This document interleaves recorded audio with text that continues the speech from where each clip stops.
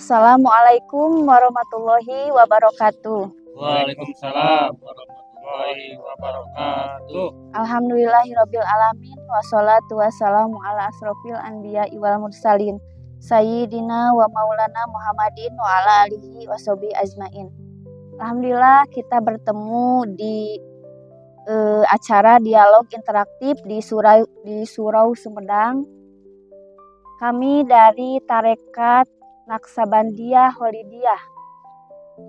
Dialog interaktif kali ini kami akan membahas tentang siapakah orang-orang yang beriman itu. Dan kepada para narasumber kami persilahkan untuk mengurai atau menjelaskan siapakah orang-orang yang beriman itu. Perkenalkan, nama saya Jaka dari cabang wilayah Tarekat Naqsabandiyah Holidiyah Nusantara Majalaya. Yang pada kesempatan kali ini akan membahas sesuai dengan judul siapakah orang yang beriman. Iman secara umum itu diartikan dengan percaya atau sebatas keyakinan saja. Dan itu sudah menjadi distorsi di kalangan umum. Sedangkan iman itu bukan sekedar percaya dan yakin saja, tapi dimasukkan sesuai dengan ayat Al-Quran surat Al-Hujurat ayat 14. Di situ dikatakan ada seorang Arab Baduy menghadap kepada Rasulullah. Dia berkata, "Wahai Rasulullah, saksikanlah olehmu, aku beriman, aku yakin, percaya kepadamu. Engkau adalah Rasulullah utusan Allah dan Allah adalah Tuhan kami semua." Itu dengan yakin dia berbicara, berhadapan dengan Rasulullah satu zaman, malahan bertatap muka. Tapi apa kata Rasulullah?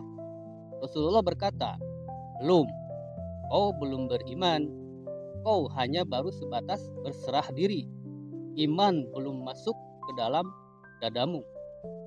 Berarti iman itu dimasukkan, bukan sekedar percaya dan yakin saja.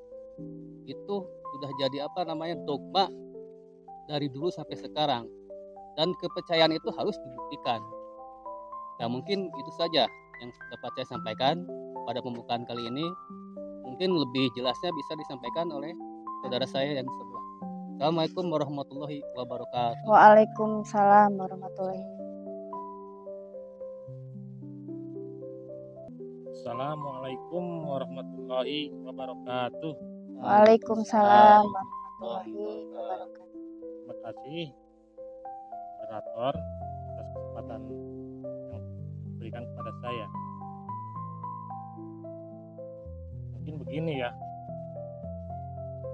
di mushaf Quran perintah ibadah selalu diawali dengan ya ayyuhallazina amanu, atau untuk orang-orang beriman, bukan ya ayyuhannas atau untuk semua orang.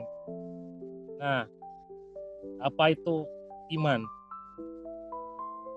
Seperti yang sudah dijelaskan oleh teman saya yang Jaka, sesuai dengan surat Al-Hujurat ayat 14 tadi, ternyata iman itu bukan hanya sekedar yakin dan percaya saja. Ternyata yang mesti dimasukkan ke dalam hati, yaitu pada waktu baiat.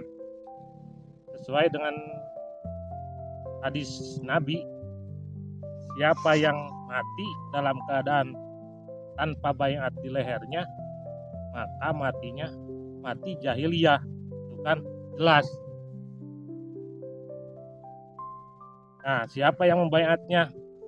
Tentunya al-ulama waris atau ulama pewarisnya Nabi, yaitu waliya mursida. Nah, mungkin segitu aja dulu ya. Terima kasih atas kesempatannya. Assalamualaikum warahmatullahi wabarakatuh. Waalaikumsalam warahmatullahi wabarakatuh.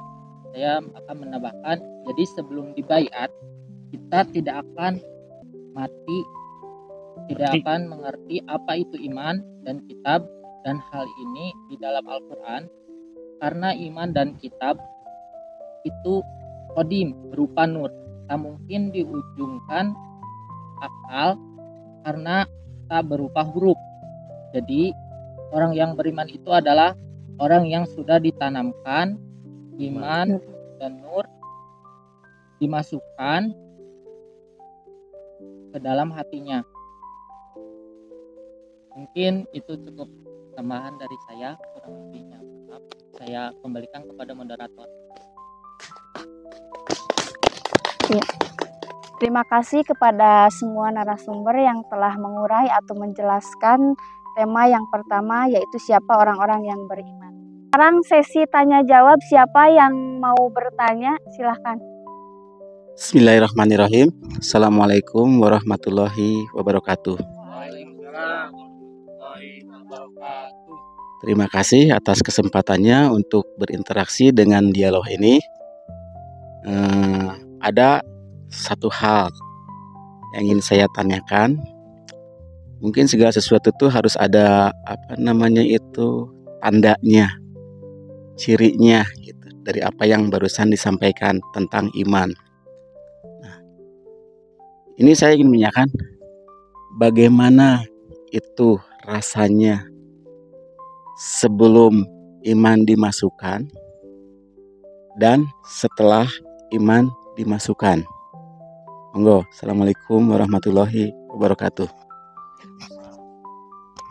Terima kasih kepada saudara yang sudah membuat pertanyaan.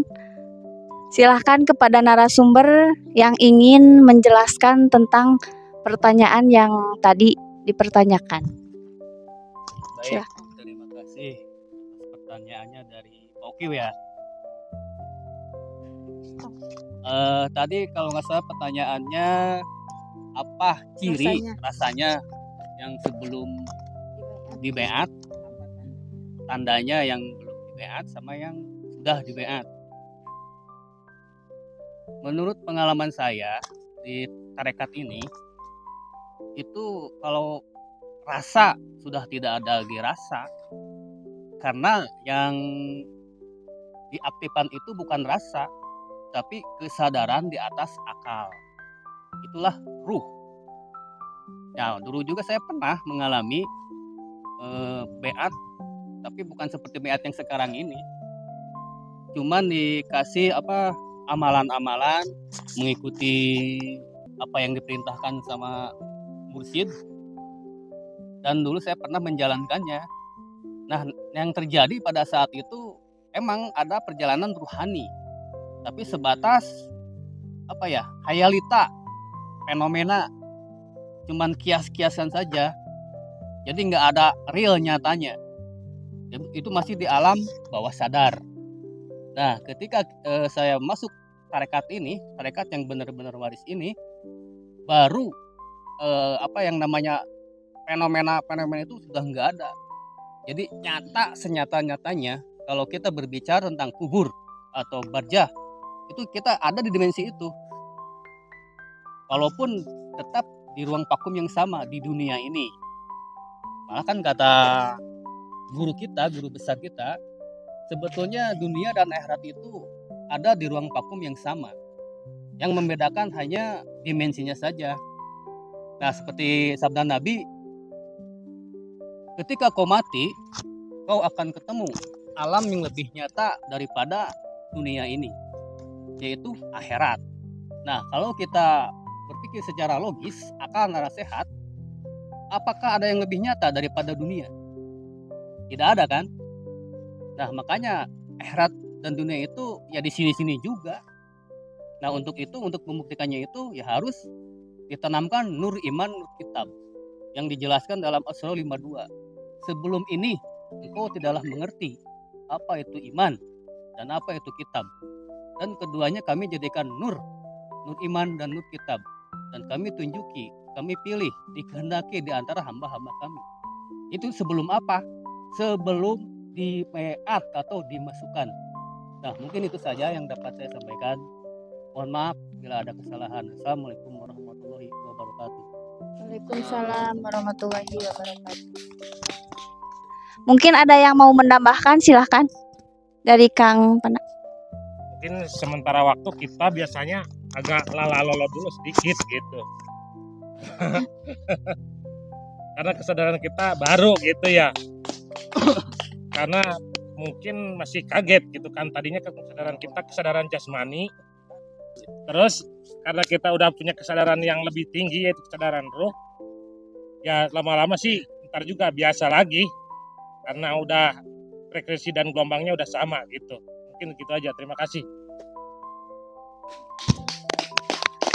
Terima kasih kepada narasumber yang sudah menjelaskan. Dipersilahkan kepada audiens yang mau bertanya. Di sini saya mau bertanya bagaimana caranya penanaman Nur Iman dan Nur Kitab itu gitu kan, karena ya kita yang awam banyak yang nggak tahu gitu ya. Terima kasih atas kesempatannya. Assalamualaikum warahmatullahi wabarakatuh. Sebenarnya syariatnya itu tidak boleh dibuka, tidak boleh, itu rahasia, itu harus dibuktikan sendiri. Tapi kalau merujuk kepada salah satu hadis dari Rasulullah SAW, beat itu adalah pembuktian dari istilah mutu qabla antal mutu, mati sebelum mati, atau bahasa Jawanya itu mati sajeroning urip.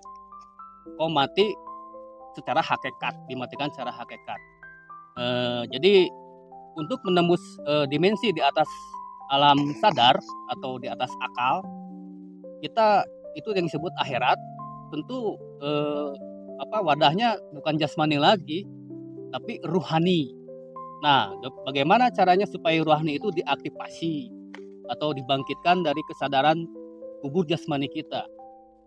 Karena memang hakikat kubur itu bukan jasmani ini, bukan kubur yang tanah ada gundukan tanah itu, tapi jasmani kita.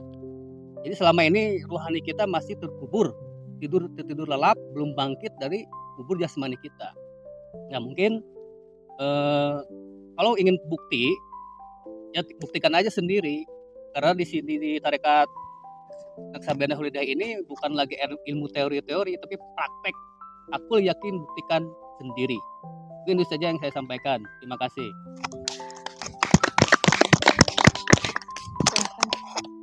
Masalah itu saya tidak bisa buka di sini karena itu mesti kita yang melaksanakan atau mengalaminya langsung.